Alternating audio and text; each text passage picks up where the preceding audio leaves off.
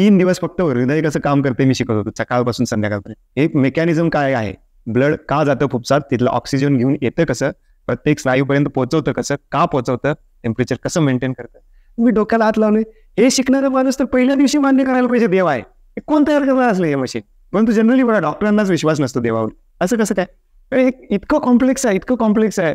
तुम्ही या हृदयाच्या एका कामावरतीच तुम्ही आयुष्यभर रिसर्च करू शकता. हे असं होतंय कसं काय, एक्झॅक्टली तेवढंच ऑक्सिजन कसं काय घेतलं जातं फुफ्सात, उरलेलं पर्यंत बाहेर टाकलं जातं. काय भानगड, कोण करणार देवाशिवाय. आपण म्हणतो देव नाही देव नाही, कसं शक्य आहे. आपले सगळे शास्त्रज्ञ आणि सगळे मेडिकल मधले लोक म्हणतात हे आपोआप तयार झाले, देव काय नसते. अरे फोन तयार होत नाही माणसाशिवाय, इंजिनियर शिवाय. ही अख्खी पृथ्वी ही जी परफेक्टली चालू आहे, परफेक्टली सूर्य त्याच वेळेला वर येतो, त्याच वेळेला जातो. त्याच्यामध्ये 1 सेकंद जरी कमी जास्त झाला तुमच्या आयुष्यात उलटापालट होते. देव नसेल, भगवान नसेल, याच्यामागे इंजिनियर नसेल तर कसं शक्य आहे. परंतु त्याच भगवान त्यांना, त्याच देवाला आपण मानत नाही, कारण मला देव व्हायचं आहे, हा माझा अहंकार आहे.